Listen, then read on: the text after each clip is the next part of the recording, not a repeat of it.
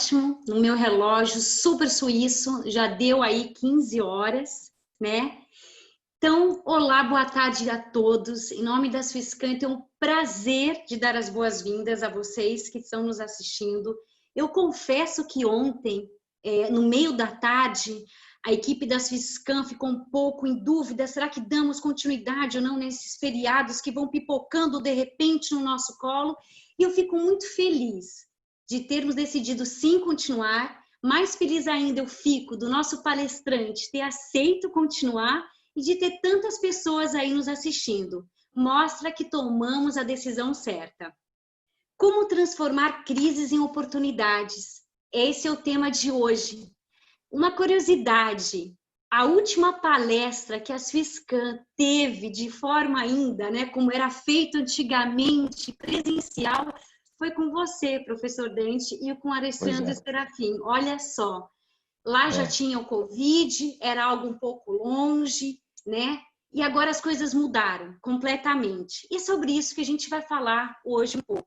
Mas antes de passar a palavra para você, oficialmente, eu vou rapidamente explicar um pouco da dinâmica do nosso webinar de hoje. Ok. Então, teremos a duração de aproximadamente 35 minutos. Vocês que estão nos assistindo, né, nos vendo, poderão interagir, fazer perguntas, encaminhar observações através do chat. Por favor, fiquem à vontade, que ao final eu terei essa função de direcionar essas perguntas, essas observações ao palestrante, né, ao professor Dante. Bom, acho que agora eu já falei demais. Eu agradeço de coração por você ter aceito mais uma vez, né, a palestrar, a estar aqui com a gente, dessa vez de forma virtual, né, mas não menos. E desejo a todos um excelente webinário. E como eu disse, eu volto ao final. A palavra é sua, professor Dante. Muito obrigado, Estefânia. Muito obrigado, Mariana. Acho que estão todos me ouvindo direitinho, né? Sim, sim. Que bom. Ótimo. Então, como você bem lembrou, bom, em primeiro lugar, eu queria agradecer o convite. Para mim é uma grande alegria, uma grande honra estar de novo aqui com vocês. Como você falou, de fato, eu não sabia que a nossa tinha sido a última evento presencial na Câmara, e isso me deixa bastante feliz, não só pelo fato de eu ser historiador, né? Porque a coisa mais importante para o historiador não é simplesmente escrever a história, mas saber que ele está fazendo a história. Então, claro, não nesse caso, né? Porque, de fato, o que veio depois disso, logo depois do que aconteceu com a nossa palestra, é algo que, sem dúvida nenhuma, a gente gostaria, talvez, de não ter acontecido, né? Mas já que está acontecendo, né, e a gente não pode efetivamente mudar o curso da história, né, no sentido daquilo que eu vou explanar hoje muito em relação ao que é fatalidade e o que é oportunidade, né? E já que eu estou fazendo referência fundamentalmente à minha formação como historiador, né, eu gostaria de começar contando uma história, né? Quando eu decidi que ia fazer história, as pessoas vinham me perguntar, elas não entendiam direito que negócio é esse de fazer história, né? E aí vinha aquela típica piadinha, né? Tipo, então conta uma história para nós, né? E aí então eu ficava bastante ofendido, né? Bastante chateado, porque as pessoas não entendiam que fazer história não era simplesmente um curso de contação de história, né? Mas um curso que procura te dar os conhecimentos a respeito do que é a história do ponto de vista científico, da construção da história a partir de uma perspectiva científica. Ao longo desse tempo todo, já vão aí mais de 30 anos que eu estou formado, trabalhando como historiador, né, desenvolvendo a minha atividade como pesquisador, como professor na universidade, assim por diante. De uns anos para cá, eu mudei um pouco minha opinião, né? E hoje eu cheguei à conclusão que talvez a maior virtude, não só de um historiador, mas de qualquer pessoa que esteja envolvida com a área da educação, né, com a área da humanização, é justamente se ver diante do desafio de ser um bom contador de histórias, né? Porque são as histórias, né, que nos ajudam a pensar, são as histórias que nos ajudam a refletir E são as histórias que nos ajudam também a compreender melhor, né, a situação em que a gente vive e a tomar resoluções na nossa própria vida, né? Esse é um trabalho que eu venho desenvolvendo já pelo menos há 20 anos, quando eu comecei lá na Escola Pós de Medicina com o meu trabalho com a literatura, cuja o objeto, o resultado eu pude apresentar aqui para vocês há pouco tempo atrás, né, quando eu falei sobre a responsabilidade humanística junto com o Alexandre Serafim, e agora, né, desde então, eu venho justamente pesquisando, e não só pesquisando, mas trabalhando, realizando essa questão de como as histórias, as narrativas podem ser um instrumento de despertar da reflexão e de mobilização humana e de solução de problemas, né? No sentido mais premente, no sentido mais pontual que a gente pode encontrar. E para pensar nesse tema hoje aqui que me foi proposto, né, de pensar as crises, né, como oportunidades, né, me veio à mente uma narrativa que eu acho bastante pertinente para a gente iniciar a nossa reflexão, né? Eu vou aqui simplesmente fazer uma proposta de reflexão e depois abrir para a gente conversar, que eu acho que tão importante quanto as histórias são também as conversas, né? Como dizia o Goethe, né?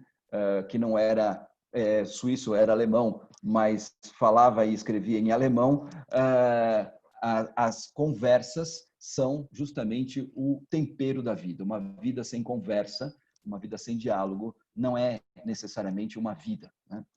E a história que eu queria contar é uma narrativa de um autor português, Prêmio Nobel de Literatura, José Saramago, né?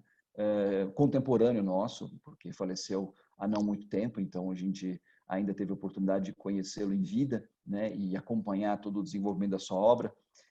Mas dentro dessa obra vasta, profunda e extremamente importante que ele produziu, há um pequeno texto, né? Um conto, na verdade, que talvez seja não tão conhecido da obra dele, né?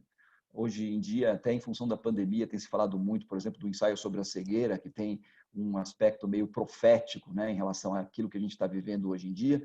Mas hoje eu quero falar de outras coisas, né, e talvez pensando mais não só no sentido lúgubre do momento que nós estamos vivendo, mas também no sentido, digamos assim, luminoso que talvez a gente possa extrair desse momento, né? Esse conto do José Saramago chama-se O Conto da Ilha Desconhecida, né? É quase uma fábula, uma parábola, melhor dizendo, né? Conta a história de um homem, né, num lugar e num tempo desconhecido, que chega na porta de um castelo, né, para fazer um pedido. Ele bate a porta, né, e abre a porta a mulher da limpeza, né, que era a que recebia as pessoas que vinham à chamada porta dos pedidos, né, sendo que o rei, que era aquele que atendia os pedidos, geralmente ficava na porta contrária, chamada porta dos obséquios.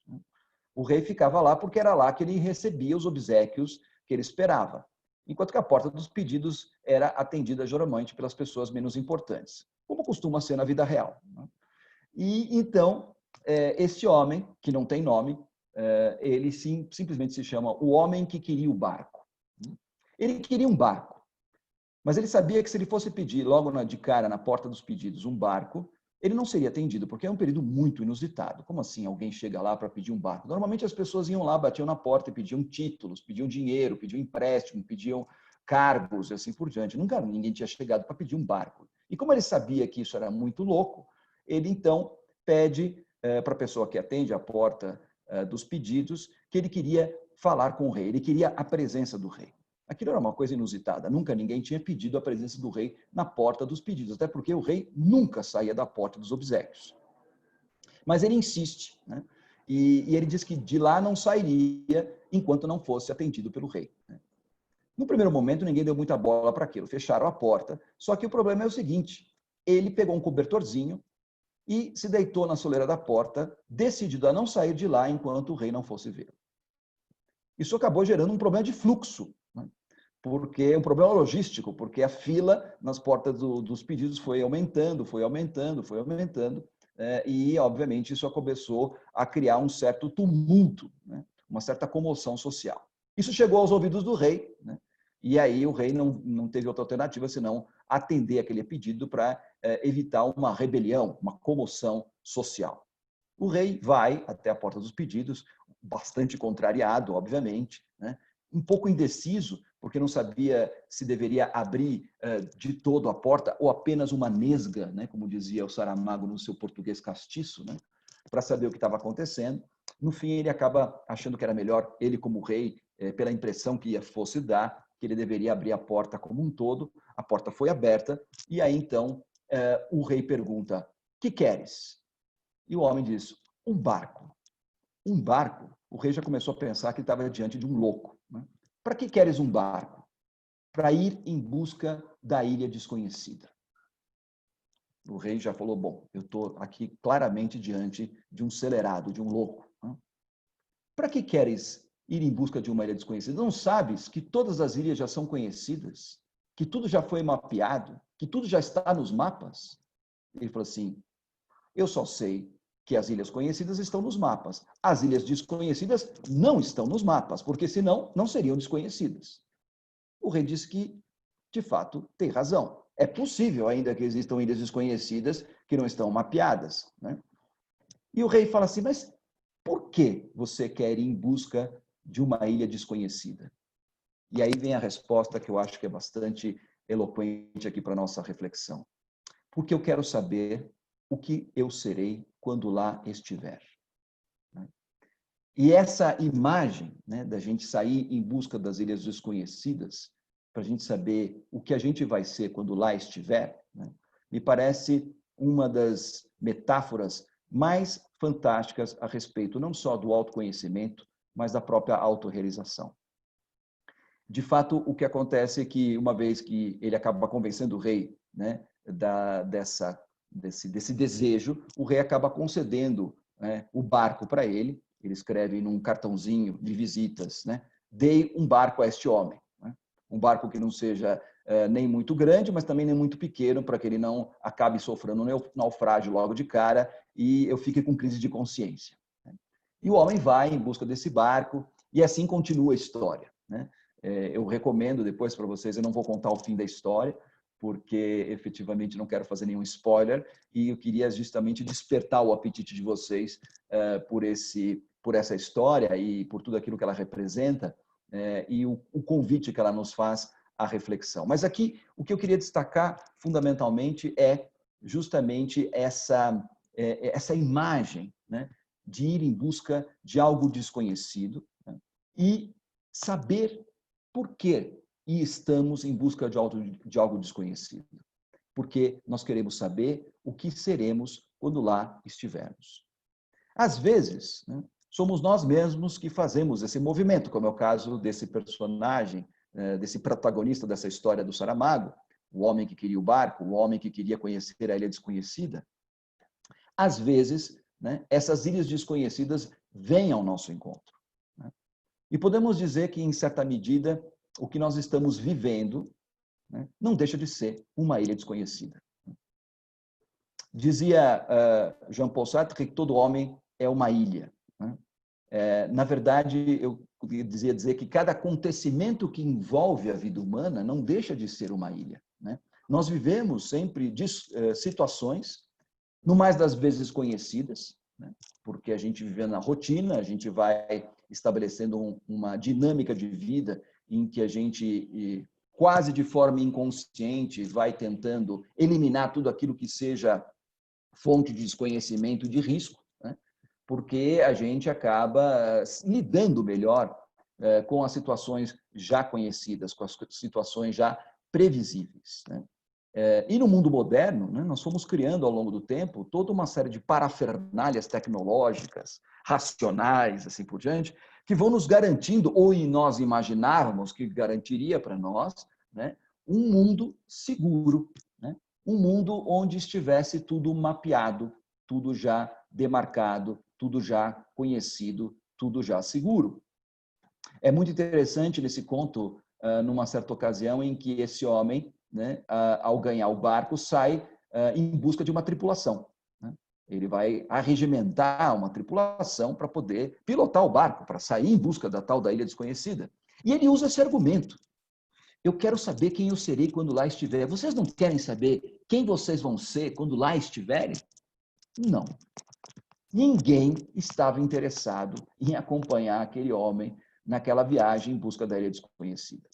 Ninguém estava interessado em saber o que lá seriam quando lá estivessem, porque estavam muito seguros, estavam muito tranquilos na segurança dos seus lares, dos seus empregos, do seu caminho rotineiro, dos seus hábitos, dos seus costumes. E nós somos assim, acomodados.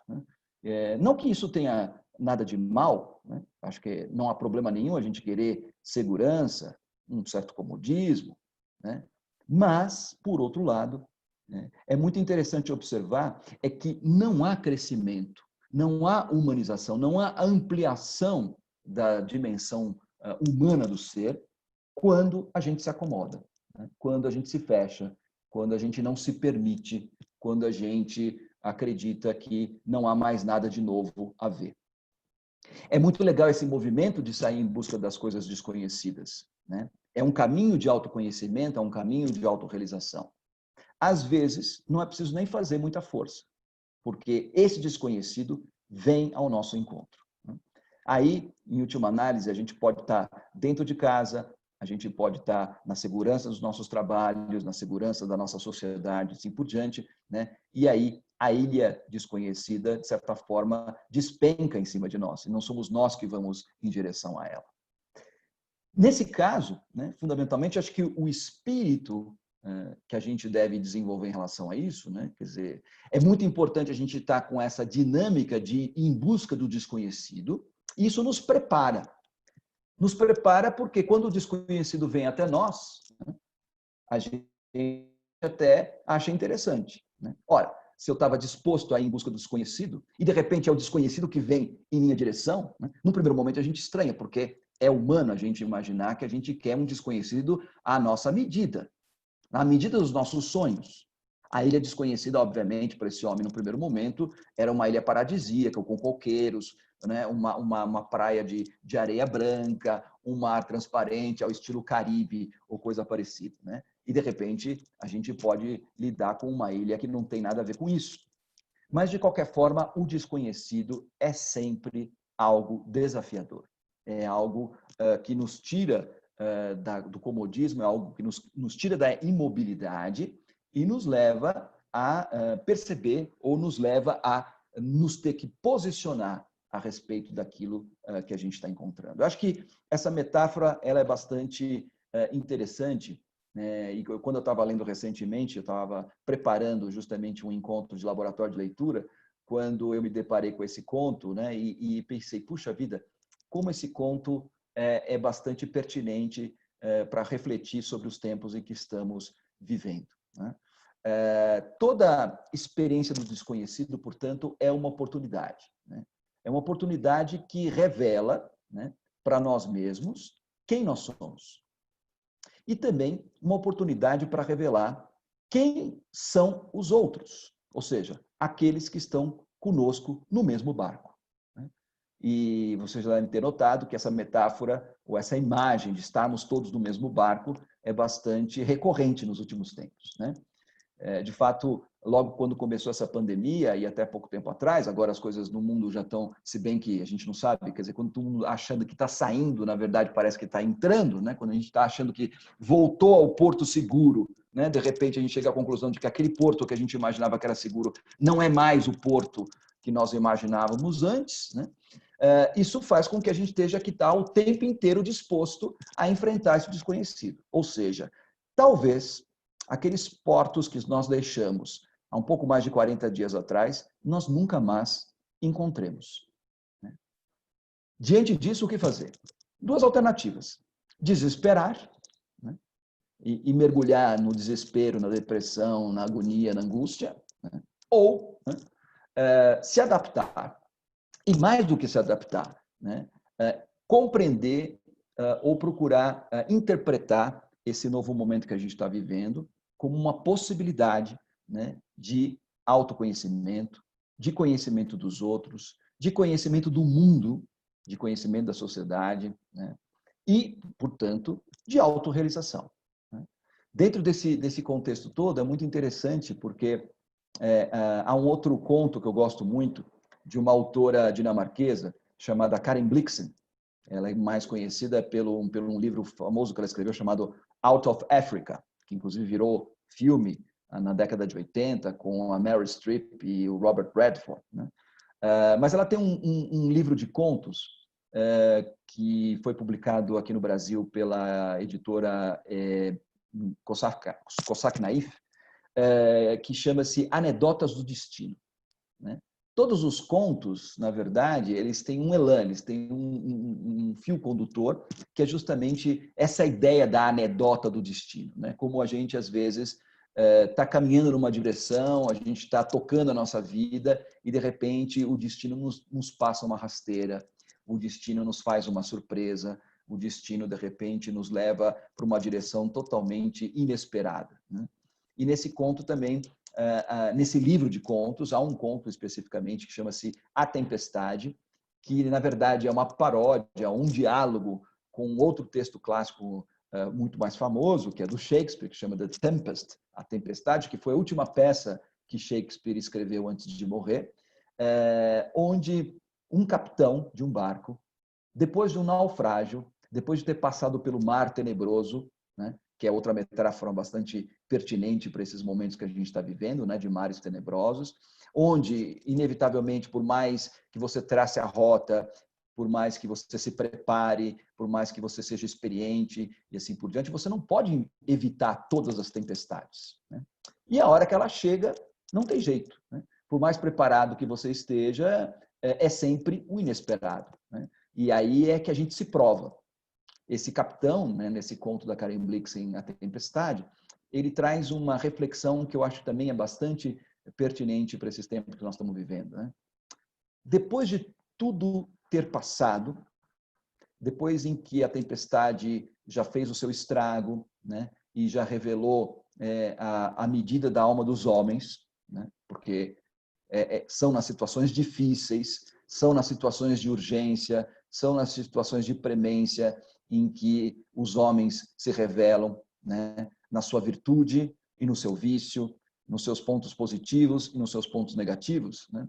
Depois de tudo passado, a gente tem que fazer um levantamento dos estragos, né? Dos estragos no barco, né? Mas também dos estragos na alma. E assim como vem uma sensação de alívio, né? Que apesar de ter o mastro quebrado, de ter uma parte do navio danificada, assim por diante, ter a alegria de perceber que o barco ainda está flutuando, que ele ainda está sobre as águas, né? E, portanto, que ele sobreviveu, é muito legal também a gente poder olhar para nós mesmos, né? E olhar e ver que, apesar de todas as dificuldades, apesar de tudo, a gente, enquanto ser humano, também sobreviveu, né? Ou seja, que no momento da urgência, né, que no momento da premência, né, nós tomamos, de maneira geral, as atitudes certas, né? Nós tomamos as decisões certas, né? A gente, e aí, obviamente, o capitão está fazendo um monólogo, um diálogo consigo mesmo, né? Quer dizer, eu, como capitão, né, deste barco, fiz o que era para ser feito? Posso me orgulhar das atitudes que eu tomei, das decisões que eu tomei, sejam elas boas, pelo menos para os outros, ou más, porque às vezes um capitão, no momento de uma tempestade, tem que tomar decisões ou tem que se posicionar de uma maneira dura, né? De uma maneira não tão educada, de uma maneira, às vezes, até contundente demais, mas isso em nome, né, daquilo que a gente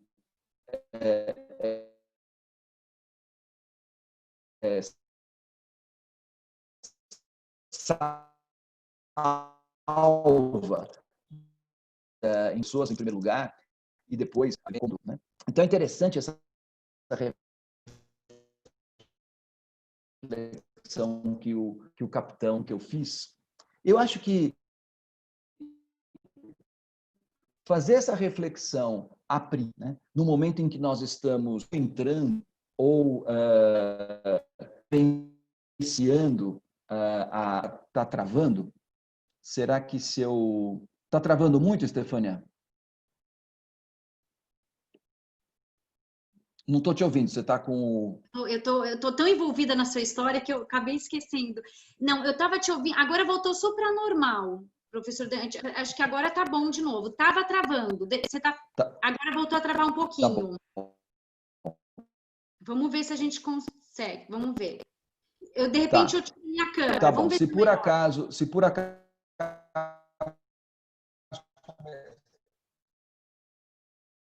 Às vezes eu tirei minha câmera, que às vezes melhora um pouco.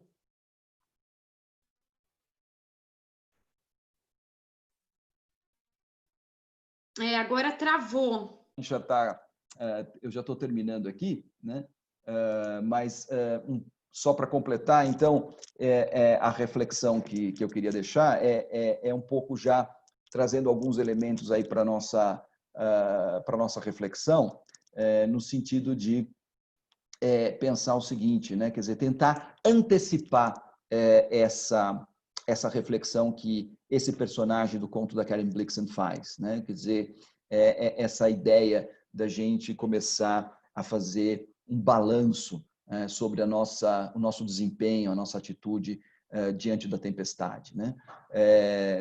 Talvez a gente não precise esperar, né, para que a tempestade passe para a gente depois fazer esse balanço. Acho que a gente podia fazer na marcha, como dizem os franceses, dans la marche, né? Ou seja, no momento mesmo em que a gente está vivendo. O momento realmente um momento difícil, um momento desafiador, né?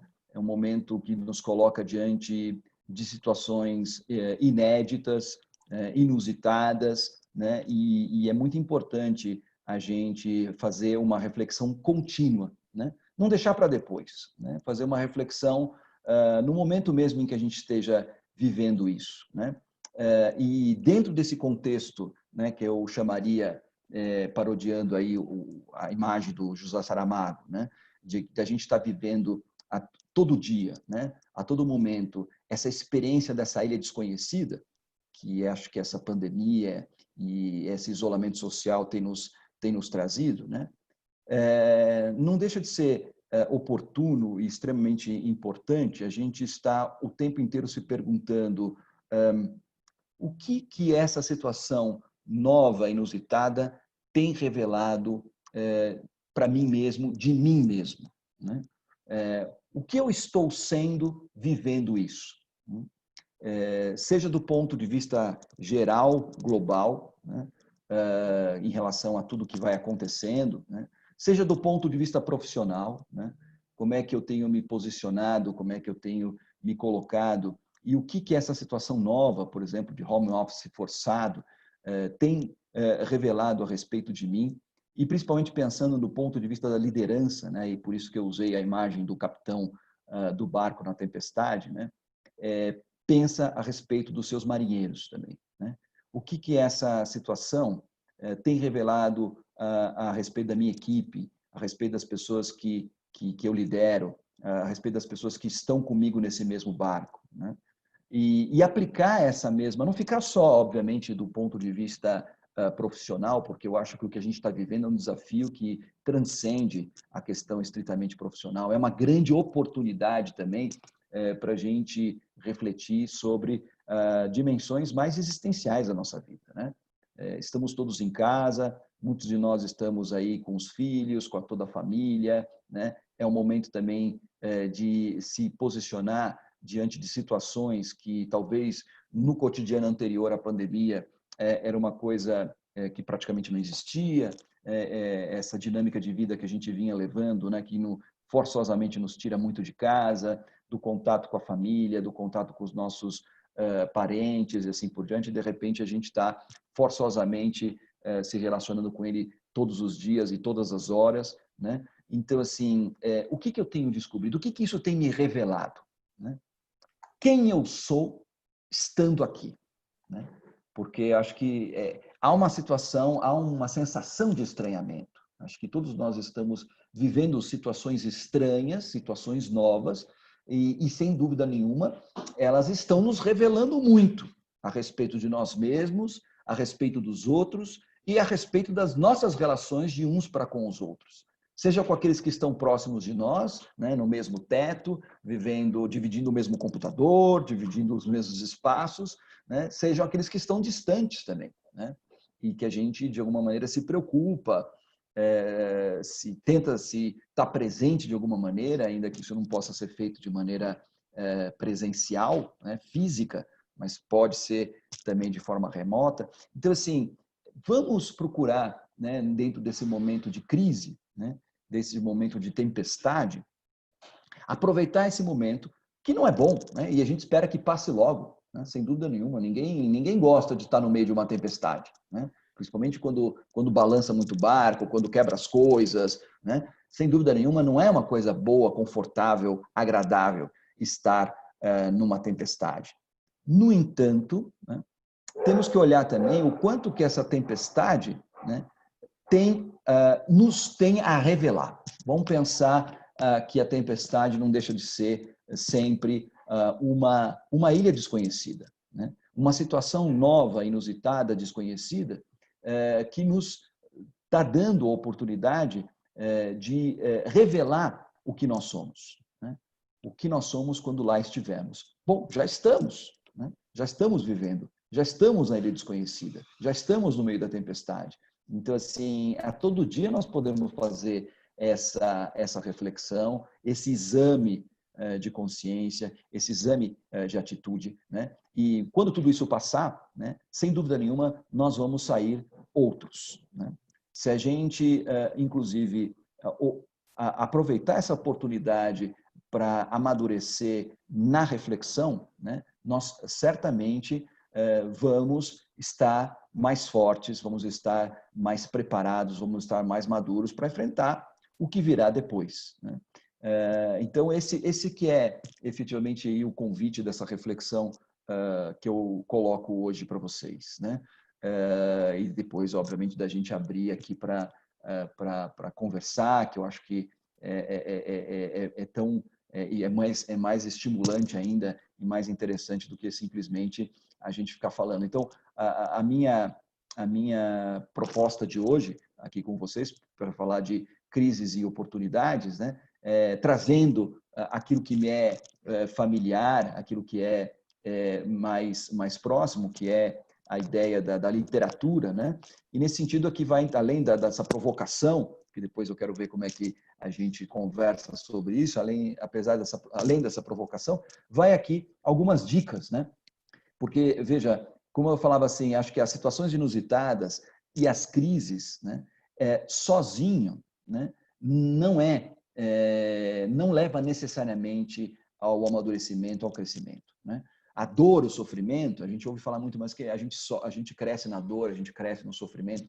Sim, a gente cresce na dor e no sofrimento, mas sempre quando, né, essa dor, esse sofrimento é vivido na reflexão, né? Se a gente não reflete, se a gente não pensa, se a gente não avalia aquilo que a gente está passando, assim por diante, a dor, o sofrimento, né, as dificuldades, elas sozinhas não são suficientes para nos amadurecer, para nos humanizar, né?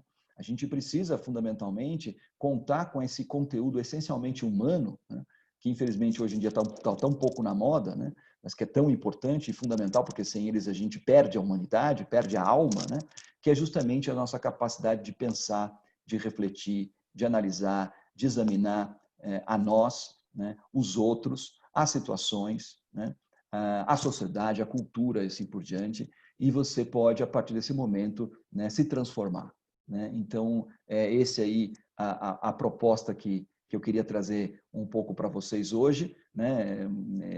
Mais do que qualquer outra coisa, uma provocação para nossa reflexão, e deixar essa dica, né? Aproveitar esse tempo também, né? E um instrumento, um elemento assim que acho que é muito interessante para provocar a reflexão é a leitura, e de uma maneira particular os clássicos, né? Eu tenho lido bastante, até por força do meu ofício, né? Eu trabalho com literatura, a literatura é, digamos assim, a matéria-prima do meu trabalho de reflexão, de humanização, e a gente encontra nos clássicos momentos, a gente encontra nos clássicos imagens, figuras, narrativas que são muito eloquentes e muito inspiradoras para a gente refletir sobre o momento presente. Então, eu falei aqui do Saramago, falei aqui da Karen Blixen, né? Eu tenho, recentemente também, criei um projeto de um podcast, chama-se Leia a Bula, que estão nos principais streamings, no Spotify, no YouTube, né? Onde eu pego trechos de obras clássicas da literatura e em 4 ou 5 minutos faço uma reflexão relacionando, né, os temas trazidos pela literatura e o momento que a gente está vivendo, né? Ultimamente, obviamente, eu peguei alguns textos, como, por exemplo, do Camus, que tem um texto chamado A Peste, que fala justamente sobre pandemia e sobre quarentena e essas coisas todas, e o que dá para a gente extrair de oportuno e de humanizador dentro desses momentos. Então é isso, gente. É essa a minha participação hoje aqui com vocês, né? Um pouco nesse sentido mesmo de provocar e mostrar, né, que no meio dessa crise, no meio dessa tempestade, há uma grande oportunidade, né? E aí a questão que eu deixo é como é que a gente tem aproveitado essa oportunidade para se humanizar, para crescer enquanto ser humano. Muito obrigado. Muito obrigada. Muito, muito obrigada. Nossa, o meu coração, assim, estou falando só do meu, imagino que de todos, assim, realmente dá uma tranquilizada, uma coisa, um momento da gente refletir. Mas eu não vou falar sobre mim, eu já vou passar para as perguntas que já estão, enfim, uma série de elogios, adorei, apaixonante a palestra, um momento de ver e rever. Mas uma pergunta agora aqui do Victor Batista, vamos lá. Você não acredita que muitas pessoas que querem a todo custo voltar ao normal estão, na verdade, perdendo uma grande oportunidade de crescimento interior? Tenho receio por essas pessoas e organizações, e com a interação com elas acontecerá no futuro. Total, né? Total, Vitor. Eu acho que é Vitor, né, que você falou, a pessoa que perguntou. Sim, é o Vitor. Eu acho assim, acho que essa ideia de acreditar que é possível voltar ao normal que nós tínhamos antes, né, é uma ilusão, né? E é um pouco aquela ideia de que a gente poderia voltar para um mundo em que a gente ainda controlasse as coisas, que a gente ainda tivesse... E que, na verdade, nunca existiu, né? Porque, em última análise, o que a gente tinha era uma ilusão de controle, é uma ilusão de normalidade, né? Na verdade, essa ideia da normalidade, ela é muito subjetiva, né? E ela é muito frágil, muito tênue, né? E, claro, a gente estava, de certa forma, nas últimas décadas, basicamente desde o final da Segunda Guerra Mundial, a gente vinha, dentro da civilização ocidental, encontrando uma certa dinâmica de estabilidade, né, que nos acabou gerando um pouco um fortalecimento dessa ilusão de que tudo era controlável, de que tudo era previsível, de que tudo podia ser administrável, né? E eu acho que, nesse sentido, o que aconteceu com a gente, o que está acontecendo com a gente agora, é um balde de água fria, né? Um pouco no meio dessa tempestade, você está lá no convés do barco e vem uma onda e te cobre, né? E você fala, meu Deus, o que está acontecendo, né? Então, assim, não dá. Eu acho que, assim, e de fato, então, o que vai ser no futuro? A gente não sabe nem o que está acontecendo no presente, né? Eu estou dentro de uma escola de medicina, né? Sou professor, orientador no programa de saúde coletiva da Escola Paulista de Medicina, né? 50% dos meus colegas são epidemiologistas, né? Então, estão profundamente envolvidos com toda essa problemática da Covid e tal. Não há nenhum consenso. Nenhum deles está de acordo a respeito das características, das projeções, né? E eu estou falando de uma amostragem pequena, com a qual eu convivo praticamente todos os dias, né? Se você expande isso para um aspecto global, internacional e tal, o dissenso é ainda maior. Então, assim, se a gente for tentar, em algum momento, se apegar a alguma coisa que nos dê alguma certeza, não adianta. Quando a gente está no meio da tempestade, né, o texto da Karen Blixen é muito legal nesse sentido. Quando a gente está no meio da tempestade, a gente tem que lutar para manter o barco em cima e manter as pessoas vivas. Né? A gente não pode se preocupar. Se a gente se preocupar demais em manter o barco na rota, né, a gente acaba perdendo o barco e a rota. A gente vai perder a rota. Já perdemos a rota, né?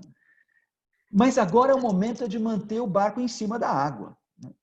Depois que a tempestade passar, aí a gente vai ver o quanto a gente se distanciou da rota, o quanto que dá para voltar para a rota, o quanto não dá, o quanto a gente tem que inventar uma outra rota. Então, de fato, eu acho que o Vitor tem razão, né? Vamos agora manter aquilo que é essencial, que é fundamental, e depois a gente vê o que faz, porque a gente não sabe o que vai vir depois. Perfeito. Tem mais uma, vamos lá. Essa Vamos lá. também. A grande adaptabilidade e flexibilidade do brasileiro nos favorece nos momentos da crise, onde o ditado de um limão faça uma limonada prevalece. Será que a gente tem isso ao menos à frente dos outros? Eu não diria que a gente tem à frente, porque eu acho que dentro desse contexto todo, eu acho que são inúmeras as virtudes, as habilidades, as competências necessárias para enfrentar isso. Sem dúvida nenhuma, a criatividade, o jogo de cintura, o bom humor é fundamental, é essencial. E nesse ponto, eu acho que a nossa cultura brasileira nos favorece, né? Mas tem também um outro aspecto, né, que eu acho que nesse ponto a gente está bem desfavorecido, né? Que é o aspecto reflexivo, né? Que é o aspecto, digamos assim, mais intelectivo da coisa, né? O brasileiro ele tem esse bom humor, ele tem esse jogo de cintura, assim por diante, mas falta para ele conteúdo, né? Falta para ele repertório, falta para ele capacidade reflexiva, né? De pensar as coisas também com uma certa frieza, né? Com certo cuidado, com certo vagar, né? A gente tem muito essa impulsividade, essa coisa um pouco e que eu acho que é importante a gente ter essa capacidade de adaptação e de criatividade dentro dessas questões, mas se a gente também não junta com tudo isso esse aspecto mais reflexível, mais aprofundado, eu vejo assim, a gente está tendo uma oportunidade também única, né, de ficar mais a sós com a gente mesmo, né? De pensar sobre nós mesmos, sobre os outros, sobre aquilo que nós estamos vivendo, conversar sobre as coisas, né? Eu acho que tudo isso é extremamente importante, né? E eu acho que a gente também tem que ver nisso uma oportunidade de crescer nesses aspectos, né? Não basta só ter jogo de cintura, não basta ter só criatividade. Eu acho que é fundamental também que a gente tenha essa capacidade de reflexão, né, de meditação diante das coisas que a gente está passando. E eu acho que nesse ponto, né, o que por um lado, é uma vantagem, por outro lado, também pode ser uma desvantagem. Mas identificar essa desvantagem e tentar transformar essa desvantagem em vantagem também é uma vantagem, né? Também é uma coisa interessante. E aí tem uma série de novo de elogios, excelente. Eu vou mandar tudo isso por escrito, podem deixar, mas vamos mais uma pergunta. Professor, e com relação à dificuldade que certos tipos de temperamentos têm que se adaptar à mudança, né? Então a gente ainda tem aí diferentes, a gente tem essa tempestade igual, mas as pessoas são diferentes, né? Como elas reagem? E como é que a gente faz? Então, ótima pergunta, mas de difícil resposta, né? Dentro dessa história que eu contei agora, né, do Saramago, do homem que queria o barco, do homem que queria vir para a Ilha Desconhecida, a gente percebeu o seguinte, que para ele foi muito difícil encontrar uma tripulação, né? Eu não vou contar o que acontece depois, para deixar com vocês com mais vontade ainda de ler, né? Mas são poucas essas pessoas, viu, Stefania? São poucas as pessoas que estão preparadas, que estão dispostas a enfrentar situações inusitadas, novas, a ir ao encontro do desconhecido como uma coisa positiva, né? E aí é um pouco, eu acho que assim, eu tive um avô, pai da minha mãe, que era espanhol, né? E ele lutou na Guerra Civil Espanhola, né? Antes de vir para o Brasil. Obviamente, ele lutou na guerra, perdeu a guerra, e aí para ele não dava mais para ficar na Espanha, e ele migrou para o Brasil, né? E ele contava uma coisa muito interessante. Nas situações de perigo, né, nas situações extremas, é aí que a gente conhece os homens. Ele falou assim que ele achava que conhecia as pessoas até o momento em que ela esteve com essas pessoas na trincheira, no campo de batalha. Aí ele descobriu não só quem eram os outros, mas também quem ele era. Então, assim, eu acho que o momento que a gente está vivendo é muito revelador, né? Medo, né? Medo. Exatamente, exatamente. Revela muito. O medo, né, ele é destrutivo, né, quando ele tem um conteúdo paralisador, né?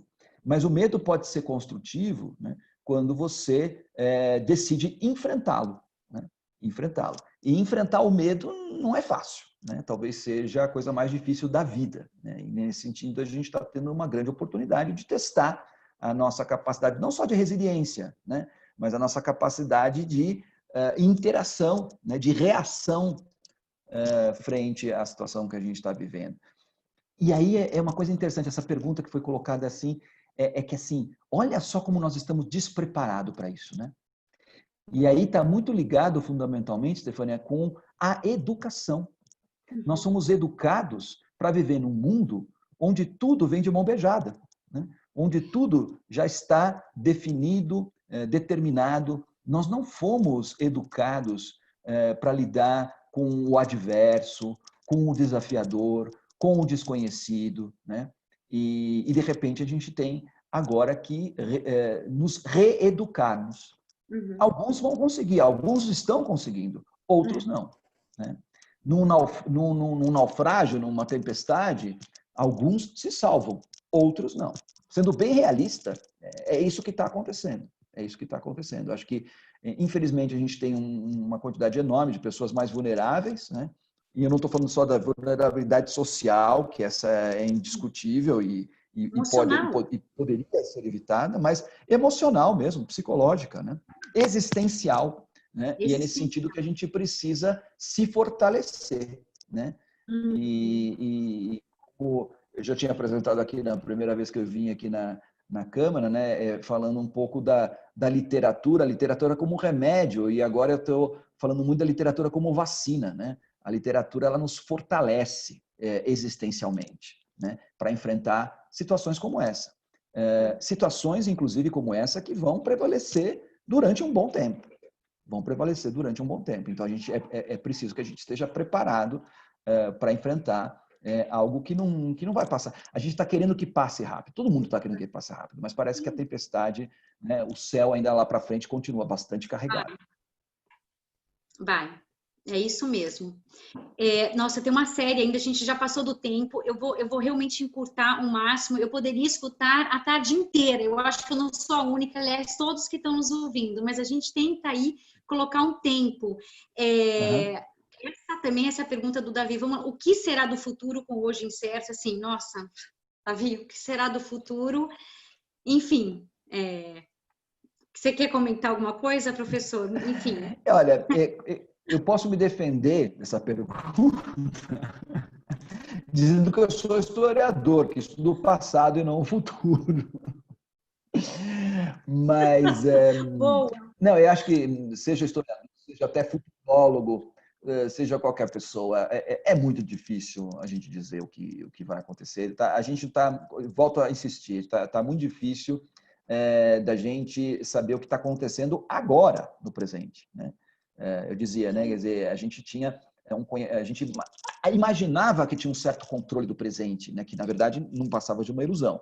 E agora essa ilusão se desfez e nós estamos diante de uma realidade bastante eloquente, assim, no sentido que a gente de fato não sabe o que está acontecendo. Se a gente não sabe o que está acontecendo no presente, imagine então no futuro, né? Vai ser ainda mais muito mais difícil prever. Agora, algumas ideias assim é possível a gente já incorporar, né? Uma delas é o seguinte: o futuro não será fácil, né? Não será igual ao que era antes, né? E não será fácil, né? Então, não querendo fazer assim papel de futurólogo e muito menos de profeta, né? Eu diria assim: preparem-se, porque o futuro vai ser muito desafiador, né? E quando eu digo muito desafiador, eu estou querendo dizer não só que vai ser difícil, mas também vai ser uma realidade cheia de oportunidades, né? E um pouco uma oportunidade assim para a gente fazer uma grande revisão dos nossos valores, dos nossos princípios, né? Dos nossos apegos, né?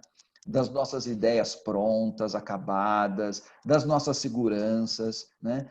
Então, nesse sentido, eu acho que é uma oportunidade muito legal para a gente se reinventar, né? E para a gente talvez se desfazer de coisas que não são essenciais, né? E tentar se apegar cada vez mais àquilo que é o essencial, né? E desenvolver esse espírito, né? Quer dizer, o espírito no sentido assim de que eu quero saber quem eu serei quando eu estiver lá, né? Quero saber quem eu serei. O que vai ser de mim, o que vai ser de tudo quando eu estiver lá. Pode ser que eu não goste daquilo que eu veja, mas, né, tem que ter esse espírito preparado para isso. Eu acho que o grande trabalho do presente, o futuro a gente não sabe, mas o grande trabalho do presente é isso, é fazer esse movimento, né, esse fortalecimento do espírito que reforce, que trabalhe essa dimensão, um pouco dessa perspectiva de bom, o que nos resta agora é o autoconhecimento e a autorrealização diante das dificuldades. Perfeito. Aí eu tenho, gente, tem muita coisa, elas não param de chegar. Eu não vou conseguir, a gente não vai conseguir, mas eu prometo que a gente chega, encaminha, fala com o professor Dante também, mas o horário já está passando, assim, e são muitas. Tem uma que depois a gente compartilha com todos, que eles querem saber, né, que as pessoas têm muita dificuldade em realmente enxergar uma crise como uma oportunidade, né, para reflexão, que é o que o brasileiro, que você falou um pouco logo no começo, ou nem sei se foi tão no começo. Mas, enfim, o senhor poderia nos dar algumas dicas de livros que possam nos ajudar? Eu acho que aí vai ter uma série de dicas, mas de repente a gente pode ficar com isso, a gente encaminhar para depois, para todos os participantes. Né? Legal. Porque assim, enfim, aí várias, professor, palestra maravilhosa. Vamos lá, essa também é da Érica, a última. Gostaria de compartilhar algo que fico pensando desde que começou tudo isso. O mal do ser humano é voltar a ter velhos hábitos no momento que saem da crise, da situação de desconforto, a pandemia nesse caso, como se nada tivesse acontecido. Como manter essa experiência viva para não nos acostumarmos, acomodarmos, né, novamente? Bom, eu acho que nem se quiser vai dar, né? Não, eu acho excelente essa pergunta, acho fantástica. Eu não sei se eu comentei na primeira vez que eu vim, eu usei também acho que não, mas eu tenho uma história que eu gosto muito, que chama-se Ode a Zeus, de Píndaro, né? Que é um poeta grego do século V a.C., quando ele conta a cosmogonia, ou seja, a maneira como o universo foi criado e assim por diante, ele diz que Zeus, quando criou o homem com um defeito, né? E esse defeito congênito, digamos assim, era o fato de que o homem é um ser que esquece, né? E é isso um pouco isso. A gente esquece, né? A gente esquece muito fácil, né? E quando ele viu essa situação e já não tinha mais como voltar atrás, naquela época não havia recall, né, do ser humano, ele resolveu então pensar numa outra solução. E aí quem veio com a solução para ele foi uma deusa, a deusa Mnemosine, que é a deusa da memória, né? Ora, se um problema é de esquecimento, não é melhor do que uma deusa da memória para tentar resolver isso, né? E a solução foi o seguinte: a deusa da memória, Mnemosine, se uniu a Zeus e dessa união nasceram 9 filhas, que em grego chamam-se aesteses, e que os latinos, os romanos, traduziram por musas, né? Que é uma palavra mais próxima de nós, né? As musas inspiradoras, né? No entanto, a palavra grega aesteses, né? Ela, apesar de ser um nome próprio a princípio, na verdade, ela é um substantivo. E tem a ver com uma palavra que a gente conhece, um antônimo dela, em português, que é a palavra anesteses, né? Anestesiar, a gente sabe, é colocar para dormir, né? Aestesiar é o contrário, é despertar. Então, olha só que interessante. Píndaro nos avisa, nos lembra, já que nós somos seres que esquecemos, né, que uma maneira de a gente não esquecer, uma maneira da gente não se acomodar, né, uma maneira da gente não se afastar desse conteúdo essencial, dessas coisas essenciais da existência humana, é a gente estar sempre perto das musas, né? É a gente estar sempre aestesiado, né? Então, assim, é nesse sentido que, mais uma vez, eu reforço, né? esse costume, né, de estar sempre perto dos livros, né, perto da arte, né, perto daquilo que nos toca o coração, que nos desperta, que nos provoca, que nos desencadeia um processo de reflexão, de pensamento, né, de uma visão diferente das coisas, né? Eu acho que isso é uma espécie de antídoto, né, para essa tendência quase que atávica, natural do ser humano, da gente se esquecer, adormecer, se acomodar, né? É por isso que eu estou sempre propondo, né, através do laboratório de leitura, né, propondo que as pessoas estejam a todo momento se despertando, para não se acomodar, para não adormecer, para não esquecer, né? Momentos como esses são momentos que inevitavelmente nos deixam acordados, né?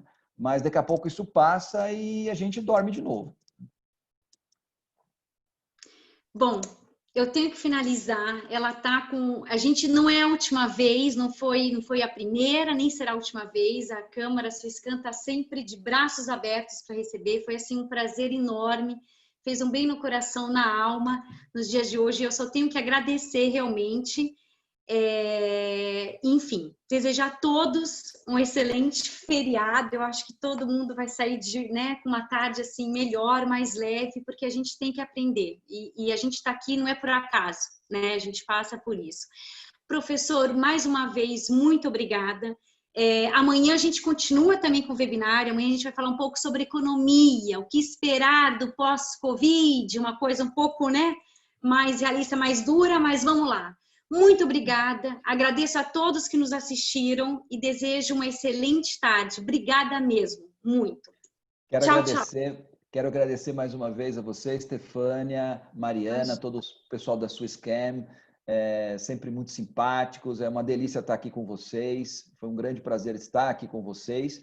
E queria me despedir de todos, agradecer a todos e lembrar a todos, fiquem perto das musas, né? Aproveitem o feriado para ler bons livros e para fazer essa experiência estética, a esteses, que eu acho que é o que realmente importa nesses momentos, tá bom? É o que importa, é o que fica, é o que importa. Muito obrigada. Obrigado a vocês. Até a Obrigada. próxima. Até uma próxima. Tchau, Tchau, tchau. tchau.